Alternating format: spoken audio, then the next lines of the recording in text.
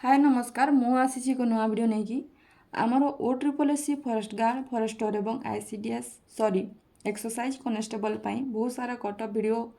आमर अपलोड होची आउ समस्ते से कटअप को आशा रखिंट कि केते कटअप जीव तो आमर दुई प्रकार कटअप अच्छी गोटे है फिजिकाल कटअप आउ गोटे फाइनाल कटअप किंतु मोस्ट इम्पोर्टाट हूँ आमर फाइनाल कटअपटा किंतु प्राय पिला एवं देखुं कि फिजिकाल कटअप केते जीव फिजिकाल कटअप केते जीव फिजिकाल कटअप्र किसी काम नहीं आपण खाली फिजिकाल रे जीवे फिजिकाल देवे फिजिकाल क्वालिफाई करेंगे आसबे जदि आपण फाइनाल कटअप क्वालिफाई करेंगे ताहले आपन को जॉबटा मिलबनी। तो फास्ट आसूँ कि आमर र स्कोर आउ नॉर्मलाइजेशन स्कोर एबे आम पाखे अच्छी र स्कोर है आ नॉर्मलाइजेशन स्कोर आम पाक जना आमको जना ना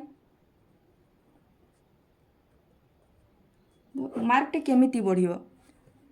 मनकर धरतु कि गोटे है इजी शिफ्ट आ गोटे है हार्ड शिफ्ट तो इजी शिफ्ट गोटे पिला जदि 65 मार्क आनी हार्ड शिफ्ट हार्ड शिफ्ट गोटे पिला आमर 60 मार्क आनी ताहले इजी शिफ्ट पिला को आमको जदि 2 मार्क बढ़िला बेले होगला आमर के 67 हार्ड शिफ्ट पिला को जदि 8 मार्क बढ़िला ता शिफ्ट रे ताहले आमर मार्क हो 68 तो एथिरु आपण जानी पारुथिबे इजी शिफ्टर मार्क 67 रहा किंतु हार्ड शिफ्ट मार्क तार 68 बढ़ीगला तो ताको अधिक मार्क मिलला तो एमती आमर स्कोर हो पारे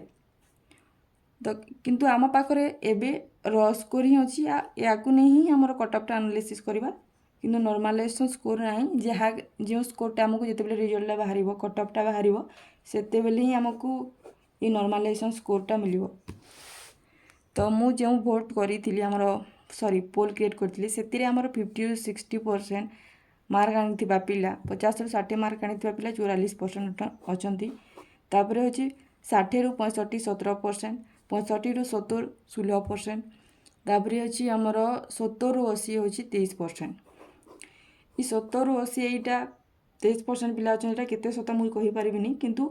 एभारेज आमर पिला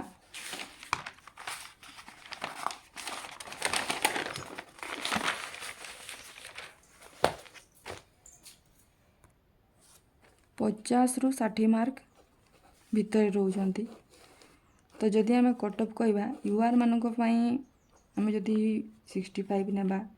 एससी बीसी मानक बा ओबीसी मानक आमर एटा 65 तो एटा आमर 2-3 मार्क काटिदेबा आमर 63 जदि है एससी मानक आमर 55 एसटी मानक 50 तो एमती जीव आयतिर 5-6 मार्क टिके add करदेवे may be Etah accurate नुहे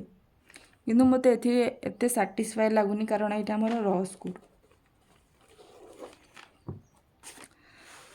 आउ गोटे इम्पोर्टाट जिनिस हूँ कि आमर फरेस्ट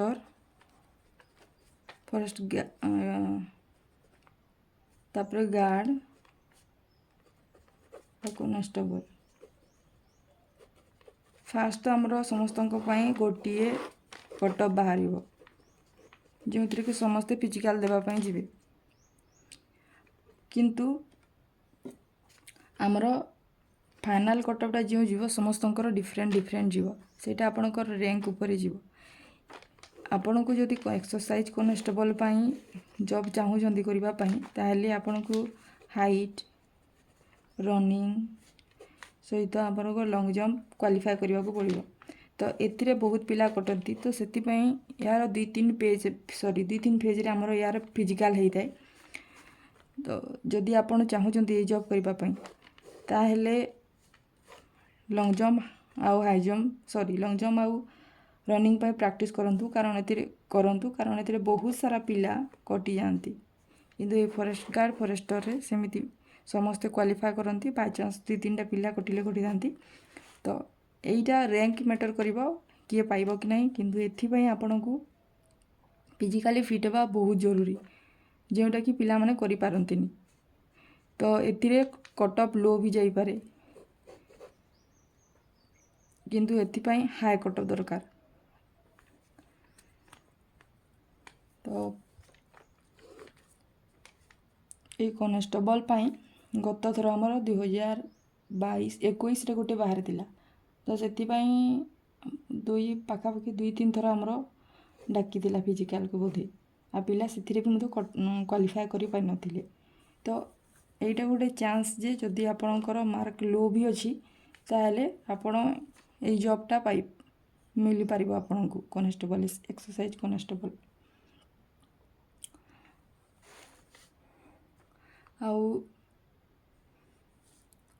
ଏବେ ତ ଆମର recent RIMIN ICDS supervisor exam 22 ତାରିଖରୁ ହେବାର ଅଛି। ତ ସେଥିରେ ବେଶୀ ଫୋକସ୍ କରନ୍ତୁ, ଏଇ କଟଅଫ୍କୁ ବେଶୀ ଦେଖନ୍ତୁନି, କାରଣ ଆମେ ଯାହା ଏକ୍ଜାମ୍ ଦେବା ଥିଲା ଆମେ ଦେଇସାରିଛୁ। ଆଉ ନେକ୍ସଟ ଯାହା କାମ କରିବ ସେ OSSC କରିବା, ଆମେ କିଛି କରିପାରିବାନି। ଆଉ ଗୋଟେ ର୍ୟାଙ୍କ ମିତ୍ରରୁ ଯେଉଁ ଡାଟାଟା ମିଳୁଥିଲା ଆମକୁ, ସେଇ ଡାଟାଟା କେତେ ସତ ଆମେ କହିପାରିବାନି,